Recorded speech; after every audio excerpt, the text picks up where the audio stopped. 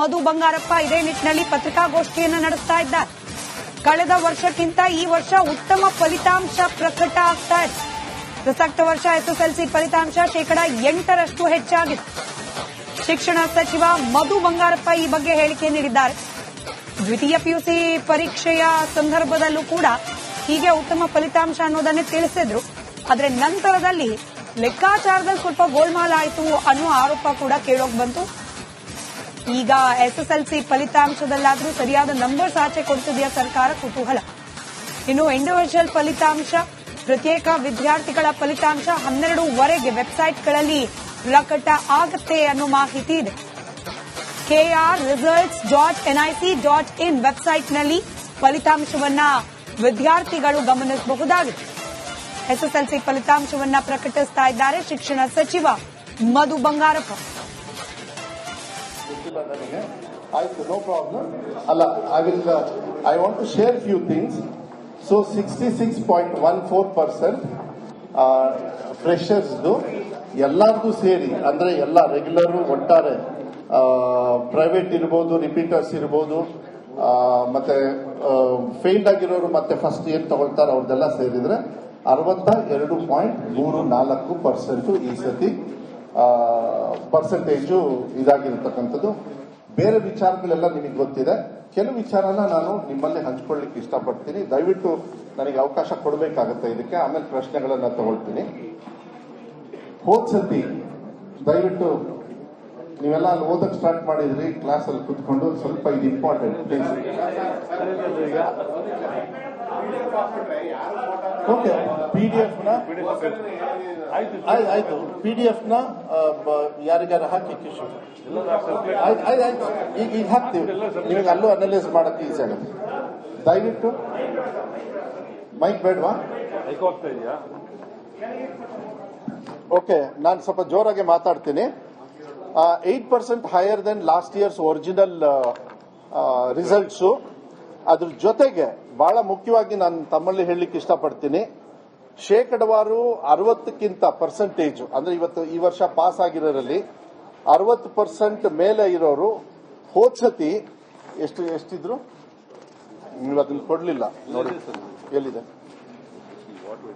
No, I told 75% ತೆಗೆದುಕೊಂಡಿರೋದು ಹೌದು, but ನಾನು ಹೇಳಿದೆ ಲಾಸ್ಟ್ ಟೈಮ್ ಎಷ್ಟಿತ್ತು? ಈ ಸತಿ 75%, ಅಂದ್ರೆ ಲಾಸ್ಟ್ ಟೈಮ್ ಮೋಸ್ಟ್ಲಿ 62% ಅನ್ಸುತ್ತೆ.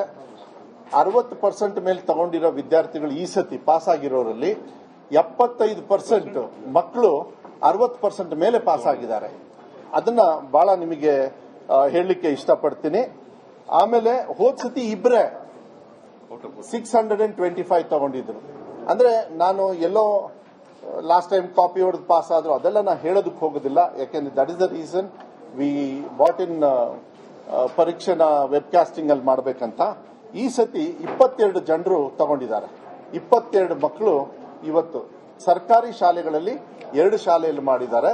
ಒಂದು ಸರ್ಕಾರಿ ಶಾಲೆ, ಇನ್ನೊಂದು ಉರ್ದು ಸರ್ಕಾರಿ ಶಾಲೆ. 2 ಶಾಲೆಯಲ್ಲಿ 625ಗೆ 625 ತಗೊಂಡಿದ್ದಾರೆ. ಆ ತರ ಏನಾದ್ರು ಇದ್ರೆ ಕಿಶೋರ್ ಅವರೇ ನನಗೆ ಆ ಲೆಟರ್ ಇದನ್ನ ಕೊಡ್ತಾ ಇರಬೇಕಾಗತ್ತೆ.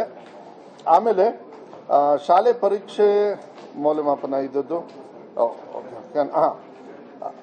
ಈಗ ಮತ್ತೆ ರಿವ್ಯಾಲ್ಯೂಯೇಷನ್ಗೆ ಅವ್ರಿಗೆ ಈಸಿ ಆಗಲಿ ಅಂತ, ಯಾಕೆಂದ್ರೆ ನಾವೆಲ್ಲ ಸೆಕೆಂಡ್ ಎಕ್ಸಾಮ್, ಥರ್ಡ್ ಎಕ್ಸಾಮ್ ಕೂಡ ನಿಮಗೆಲ್ಲ ನಾನು ಹೇಳ್ತೀನಿ, ಇವಾಗ ಅನೌನ್ಸ್ ಮಾಡ್ತೀನಿ. ಸೆಕೆಂಡ್ ಅಂಡ್ ಥರ್ಡ್ ಎಕ್ಸಾಮಿಗೆಲ್ಲ ಇರೋದ್ರಿಂದ ಆನ್ಲೈನ್ ಅಲ್ಲೇ ಅವ್ರು ಸ್ಕ್ಯಾನ್ ಮಾಡಿ, ಆನ್ಲೈನ್ ಅಲ್ಲೇ ಒಂದು ಆಂಡ್ರಾಯ್ಡ್ ಆಪ್ ಮಾಡಿದೀವಿ ನಾವು. ಅದರೊಳಗೇನೆ ಅವರು ಆನ್ಲೈನ್ ಆಗಿ ಅವರು ರಿವ್ಯಾಲ್ಯೂಯೇಷನ್ಗೆ ಹಾಕೊಳ್ಬಹುದು. ಅದನ್ನು ಕೂಡ ಈ ಸತಿ, ಯಾಕೆಂದ್ರೆ ಅವರಿಗೆ ಅನುಕೂಲ ಆಗಲಿ ಅಂತ ಹೇಳಿ ನಾವು ಮಾಡಿದ್ವಿ. ಅದ್ರ ಜೊತೆಗೆ ಇದು ಬಹಳ ಮುಖ್ಯ, ದಯವಿಟ್ಟು ಯಾಕೆಂತ ಹೇಳಿದ್ರೆ ಸೆಕೆಂಡ್ ಅಂಡ್ ಥರ್ಡ್ ಎಕ್ಸಾಮ್ದು ಸುಮ್ಮನೆ ತಮ್ಮ ಗಮನಕ್ಕೆ ತರಲಿಕ್ಕೆ ಇಷ್ಟಪಡ್ತೀನಿ. ಲಾಸ್ಟ್ ಟೈಮ್ ಬಂದಾಗ ಇಲ್ಲೇ ಸುಮಾರಷ್ಟು ನಾವು ಚರ್ಚೆ ಮಾಡಿದ್ವಿ ಇಂಪ್ರೂವ್ಮೆಂಟಿಗೆ. ಹೋದ್ ಸತಿ 36,000 ಮಕ್ಕಳು ತಗೊಂಡಿದ್ರು ಇಂಪ್ರೂವ್ಮೆಂಟಿಗೆ ಸೆಕೆಂಡ್ ಇಯರ್ ಪಿಯುಸಿಯಲ್ಲಿ. ಈ ಸತಿ ನಾವು ಸೆಕೆಂಡ್ ಅಂಡ್ ಥರ್ಡ್ ಎಕ್ಸಾಮ್ ಮಾಡಿರೋದ್ರಿಂದ 79,000 ಮಕ್ಕಳು ಇಂಪ್ರೂವ್ಮೆಂಟಿಗೆ ಮತ್ತೆ ಎಕ್ಸಾಮಿಗೆ ತಗೊಂಡಿದ್ದಾರೆ. ಅಂದ್ರೆ second and third exam policy ಇದೆಯಲ್ಲ, this has really help childrens. ನಾನು ಮೊನ್ನೆ ಕುಮಟಾಗೆ ಹೋಗಿದ್ದೆ. ಕುಮಟಾದಲ್ಲಿ ಒಂದು ಮಗು 99% ತಗೊಂಡಿದೆ 2 ಸಬ್ಜೆಕ್ಟ್ ಅಲ್ಲಿ. ಅವರು ಮತ್ತೆ ರೀ ಎಕ್ಸಾಮ್ ತಗೊಂಡಿದ್ದಾರೆ. ನಾನು ಕೇಳಿದೆ ಯಾಕಮ್ಮ ಅಂತ ಹೇಳಿ. ಇಲ್ಲ ಆಕ್ಚುಲಿ ನನಗೆ 100 ಬರಬೇಕಾಗಿತ್ತು, ಅದಕ್ಕೆ ನಾನು ರೀ ಎಕ್ಸಾಮ್ ತಗೊಂಡು 100 ತಗೊಳ್ತಾ ಇದ್ದೀವಿ. ಅಂದ್ರೆ ಸೇಮ್ ಇಯರ್ ಅದೇ ಮಕ್ಕಳು ತಗೊಳ್ತಾರೆ ಅಂತ ಹೇಳಿದ್ರೆ, ಇದು ರೀ ಎಕ್ಸಾಮಿಗೆ 79,000 ಮಕ್ಕಳು ತಗೊಂಡಿದ್ದಾರೆ. ಪ್ಲಸ್ ಹೋದ್ಸತಿ ತಮಗೆ ಗೊತ್ತು ಯಾರ್ಯಾರು ಇನ್ನೂ ಪಾಸ್ ಆಗಿಲ್ಲ, ಯಾಕಂದ್ರೆ ನಾನು ಯಾರನ್ನೂ ಫೇಲ್ಡ್ ಅಂತ ಹೇಳೋದಿಲ್ಲ, ಥರ್ಡ್ ಎಕ್ಸಾಮ್ ಆಗೋವರೆಗೂ ಕೂಡ ಯಾರು ಇನ್ನೂ ಪಾಸ್ ಆಗಿಲ್ಲ ಅವರಿಗೆ ಮತ್ತೆ ಅವರಿಗೆ ಎಕ್ಸಾಮ್ ತಗೊಳ್ಳಿಕ್ಕೆ ಏನ್ ಸೆಕೆಂಡ್ ಇಯರ್ PUC ಅಲ್ಲಿ ಹೇಳಿದ್ವಿ, ಶೇಕಡವಾರು ಆಲ್ಮೋಸ್ಟ್ 92% ಎಲ್ಲರೂ ಕೂಡ ಎಕ್ಸಾಮಿಗೆ ತಗೊಂಡಿದ್ದಾರೆ. ಯಾಕಂದ್ರೆ ಫೀಸು ಕೂಡ ಲಾಸ್ಟ್ ಟೈಮ್ ನಾವು ಬೇಡ, ಯಾಕಂದ್ರೆ ಫೇಲ್ ಆಗೋರು ಯಾರು ಅಂತ ಹೇಳಿದ್ರೆ ಗ್ರಾಮೀಣ ಭಾಗದಲ್ಲಿ ಇರ್ತದೆ, ಆರ್ಥಿಕವಾಗಿ ತೊಂದರೆ ಇರ್ತದೆ, ಆರ್ಥಿಕವಾಗಿ ಕಲಿಕೆಯಲ್ಲಿ ಅವ್ರ ಮನೇನು ನೋಡ್ಕೊಳ್ಬೇಕು, ಪ್ಲಸ್ ಅವರು ಕಲಿಕೆಯನ್ನು ಮಾಡೋದ್ರಿಂದ ಅವ್ರಿಗೆ ಕಷ್ಟ ಆಗೋದ್ರಿಂದ ಕುಡಿಯಕ್ಕೆ ಒಂದು ಬಾಟಲ್ ನೀರು ಕೊಡಿ. ಸೊ ಅದನ್ನು ಕೂಡ ನಾವು ಅವ್ರಿಗೆ ಸಹಾಯ ಮಾಡಬೇಕು ಅಂತಿದ್ರೆ enrolment for not at past for second year PUC is about 90 to 93%. ಅದನ್ನ ನಾವು SSLCಗೂ ಕೂಡ ನಾವು ಉಪಯೋಗ ಮಾಡ್ಕೊಳ್ತಾ ಇದ್ದೀವಿ.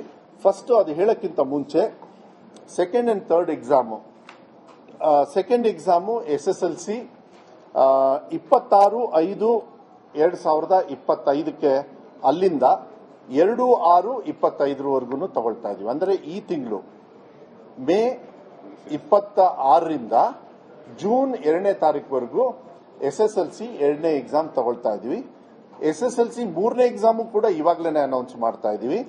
ಅದನ್ನು ಕೂಡ ಜೂನ್ 23ರಿಂದ ಜೂನ್ 30ನೇ ತಾರೀಕುವರೆಗೂ ಥರ್ಡ್ ಎಕ್ಸಾಮ್ನ ನಾವು ಕಂಡಕ್ಟ್ ಮಾಡ್ತಾ ಇದ್ದೀವಿ. ಇದನ್ನ ನಾನು ಹೇಳಲಿಕ್ಕೆ ಇಷ್ಟಪಡ್ತೀನಿ, ಯಾಕೆಂದ್ರೆ ಮಕ್ಕಳು ಕಾಲೇಜಿಗೆ, ಹೈಯರ್ ಕಾಲೇಜಿಗೆ ಹೋಗ್ಬೋದು, ಇಲ್ಲ ಬೇರೆ ಬೇರೆ ಕಾಲೇಜಿಗೆ, ಅವ್ರಿಗೆ ಏನೇನೋ ಆಸೆ ಇರುತ್ತೆ. ಅನಿವಾರ್ಯದಿಂದ ಅವ್ರಿಗೆ ಹುಷಾರಿಲ್ಲೋ, ಇಲ್ಲ ಅವತ್ತೇನೋ they had a bad day, ಇಲ್ಲಾಂದ್ರೆ ಎಕ್ಸಾಮ್ ಚೆನ್ನಾಗಿ ಬರೆಯಕ್ಕೆ ಆಗ್ಲಿಲ್ವೋ, ಅದು ಕಾರಣ ಬೇರೆ. ಆದ್ರೆ ಅವ್ರಿಗೆ ಅವಕಾಶಗಳು ಕೊಡಬೇಕು ಅಂತಕ್ಕಂಥ ನಿಟ್ಟಿನಲ್ಲಿ ಯಾವಾಗಲೂ ನಾನು ಹೇಳ್ತಾ ಇದ್ದೆ, ಮಕ್ಕಳಿಗೆ ಅವಕಾಶಗಳನ್ನ ಕೊಡಬೇಕು. ಈಗ ಲಾಂಗ್ ಜಂಪ್ ಮಾಡ್ತೀರಾ, ಫಸ್ಟ್ ಅಟೆಂಪ್ಟಿಗೆ ಕಳಿಸೋದಿಲ್ಲ, second third, and most of the medals are won by second and third. ಅವ್ರ ಇಂಪ್ರೂವ್ಮೆಂಟ್ ಆಗ್ತಾನೆ ಹೋಗುತ್ತೆ. ಅದೇ ವರ್ಷ ಅದೇ ಮಕ್ಕಳು ಅದೇ ಶಾಲೆಯಲ್ಲಿ ಇಲ್ಲ ಅದೇ ಇದರೊಳಗೆ ಓದಿ ಹೈಯೆಸ್ಟ್ ಮಾರ್ಕ್ಸ್ ತಗೊಳ್ತಕ್ಕಂಥದ್ದು ಬೇಕಾದಷ್ಟು ಮಾಡಿರೋದ್ರಿಂದ ಈ ಸೆಕೆಂಡ್ ಅಂಡ್ ಥರ್ಡ್ ಎಕ್ಸಾಮ್ನು ಕೂಡ ನಾವು ಅವರಿಗೆ ಆಪ್ಷನ್ ಕೊಡ್ತಾ ಇದೀವಿ. ಯಾಕಂದ್ರೆ ಎಕ್ಸಾಮ್ ನ ತುಂಬಾ ಸ್ಟ್ರಿಕ್ಟ್ ಆಗಿ ಮಾಡಿರೋದ್ರಿಂದ ಅವರಿಗೆ ಸೆಕೆಂಡ್ ಅಂಡ್ ಎಕ್ಸಾಮ್ ಆಪ್ಷನ್ ತಗೊಂಡು, ಇನ್ನೂ ಯಾರು ಪಾಸ್ ಆಗದೇ ಇರೋರು ಅದನ್ನ ಅವಕಾಶಗಳನ್ನ ತಗೊಳ್ಳೋದಕ್ಕೆ ನಾವು ವ್ಯವಸ್ಥೆಯನ್ನು ಕೂಡ ನಾವು ಮಾಡ್ತಾ ಇದೀವಿ. ಇಲ್ಲೂ ಕೂಡ ಸ್ವಲ್ಪ ನಮಗೆ ಬಜೆಟ್ ಹೈ ಆಗ್ತದೆ, ಆದ್ರೂ ಕೂಡ ಈ ವರ್ಷಕ್ಕೆ ಮಾತ್ರ, ಯಾಕೆಂದ್ರೆ ನಾನು ಹೇಳ್ತಾ ಇದ್ದೀನಿ, ಯಾಕೆಂದ್ರೆ ನೆಕ್ಸ್ಟ್ ಇಯರ್ಗೆ ನಾನು ಬಜೆಟ್ದು ನಾನು ಆರ್ಥಿಕ ಇಲಾಖೆಯಿಂದ ತಗೊಂಡೇ ಮಾಡಬೇಕಾಗ್ತದೆ. ಆದ್ರೆ ಈ ಸತಿ ಸೆಕೆಂಡ್ ಅಂಡ್ ಥರ್ಡ್ ಎಕ್ಸಾಮಿಗೆ ಯಾರ್ಯಾರು ಇನ್ನೂ ಪಾಸ್ ಆಗಿಲ್ಲ ಮತ್ತೆ ಪಾಸ್ ಆಗ್ಲಿಕ್ಕೆ ಅವಕಾಶಗಳು, ಪಾಸ್ ಆಗದೇ ಇರೋರು ಮಾತ್ರ, ಇಂಪ್ರೂವ್ಮೆಂಟ್ಗೆ ಆಗಲ್ಲ, ಅದಕ್ಕೆ ಸೆಪರೇಟ್ ಕ್ಯಾಟಗರಿ. ಯಾರ್ಯಾರು ಪಾಸ್ ಆಗದೇ ಇರೋರು, ಅದು ಗ್ರಾಮೀಣ ಭಾಗದಲ್ಲಿ ಬಡ ಮಕ್ಕಳು, ಅವರಿಗೆ ಹೆಲ್ಪ್ ಆಗ್ಬೇಕಂತಾನೆ ನಮ್ಮ ಇಲಾಖೆಯಿಂದ ಮಾನ್ಯ ಮುಖ್ಯಮಂತ್ರಿಗಳು ಕೂಡ ಮೊನ್ನೆ ಸಾಯಂಕಾಲ ಅವ್ರ ಜೊತೆಗೆ ಎಲ್ಲ ಕೂಡ ಅಪ್ಡೇಟ್ ಮಾಡಿದೆ. ಯಾಕಂದ್ರೆ ಹೋದ್ ಸತಿ ಸ್ವಲ್ಪ ಕಟುವಾಗಿ ಅವರು ಕೂಡ ನಮಗೆ ತುಂಬಾ ಸ್ಟ್ರಿಕ್ಟ್ ಆಗಿ ಹೇಳಿದ್ರು, ನೀವೆಲ್ಲ ಈ ತರ ಮಾಡೋದು ತಪ್ಪಾಗ್ತದೆ ಅಂತ ಹೇಳಿ, ನೀವು ಡಿಪಾರ್ಟ್ಮೆಂಟ್ ನ ಸರಿ ಮಾಡ್ಕೊಳ್ಳಿ, ಗ್ರೇಸ್ ಕೊಡ್ತಕ್ಕಂಥದ್ದು ತಪ್ಪು ಅಂತ ಹೇಳಿ ಅದನ್ನ ಚರ್ಚೆಯಲ್ಲಿ ಆಗಿದೆ, ಅದು ನಾನು ಹೇಳಕ್ ಹೋಗೋದಿಲ್ಲ. ಆದ್ರೆ ಹಿ ವಾಸ್ ವೆರಿ ಸ್ಟ್ರಿಕ್ಟ್. ನೀವು ಸ್ಪೆಷಲ್ ಕ್ಲಾಸಸ್ ತಗೊಳ್ಳಿ, ಅವ್ರಿಗೆ ಹೆಲ್ಪ್ ಏನೇನ್ ಮಾಡ್ಬೇಕು ಎಲ್ಲ ಮಾಡಿ, ಆದ್ರೆ ಗ್ರೇಸ್ ಕೊಡ್ತಕ್ಕಂಥ ಸಂಪ್ರದಾಯನ ಬಿಡಬೇಕಂತ. ಮಾಡರೇಟ್ ಗ್ರೇಸ್ ಅಂತ ಇರ್ತದೆ. ಲಾಸ್ಟ್ ಟೈಮ್ PUCಗೆ SSLCಗೆ ಏನಿರುತ್ತೆ ಅದು ಜನರಲ್ ಆಗಿರುತ್ತೆ. 2 ಸಬ್ಜೆಕ್ಟ್ ಮಾರ್ಜಿನಲ್ 5 ಇದ್ದಾಗ ಅದು ಅದ್ರ ಬಗ್ಗೆ ಬೇಕಾದ್ರೆ ಡೀಟೇಲ್ಸ್ ಬೇಕಾದ್ರೆ ಆನ್ಲೈನ್ ಅಲ್ಲಿ ಸಿಗುತ್ತೆ, ನಾನು ಅದನ್ನ ಚರ್ಚೆ ಮಾಡೋದಕ್ಕೆ ಹೋಗೋದಿಲ್ಲ. ಬಟ್ ಈ ಸತಿಗೆ ಸಾಕಷ್ಟು ಹೊರೆ ಬರ್ತಾ ಇದೆ ನಮಗೆ, ಅದು ಎಷ್ಟು ಅಂತೇಳಿ ಕ್ಯಾಲ್ಕುಲೇಷನ್ ಮಾಡೋದಕ್ಕೆ ಹೇಳಿದ್ದೀನಿ. ಆದ್ರೂ ಕೂಡ ಈ ಸತಿನೂ ಕೂಡ ಶುಲ್ಕ ಯಾರು ಮತ್ತೆ ಪಾಸ್ ಆಗದೆ ಇರೋರು ಅವರಿಗೆ ಸಂಪೂರ್ಣವಾಗಿ ಶುಲ್ಕ ತಗೊಳ್ಳೋದಿಲ್ಲ. ದಯವಿಟ್ಟು ಎಲ್ಲರೂ ಕೂಡ 2ನೇ ಎಕ್ಸಾಮ್ನ 3ನೇ ಎಕ್ಸಾಮ್ನ ಇವಾಗಲೇ ತಗೊಳ್ಳಿ ಅಂತಕ್ಕಂಥದ್ದು. ಆಮೇಲೆ ಕ್ವಶನ್ಸ್ ತಗೊಳ್ತೀನಿ. ಸೊ 2ನೇ ಎಕ್ಸಾಮು 3ನೇ ಎಕ್ಸಾಮಿಗೆ ಹೆಂಗೆ PUCಯಲ್ಲಿ ಶುಲ್ಕ ಇರೋದಿಲ್ಲ, ಅದೇ ರೀತಿ ಯಾರ್ಯಾರು ಎಕ್ಸಾಮ್ ಪಾಸ್ ಆಗದೆ ಇರೋರು ಅವ್ರು ಕಟ್ಕೊಳ್ಳೇಬೇಕು.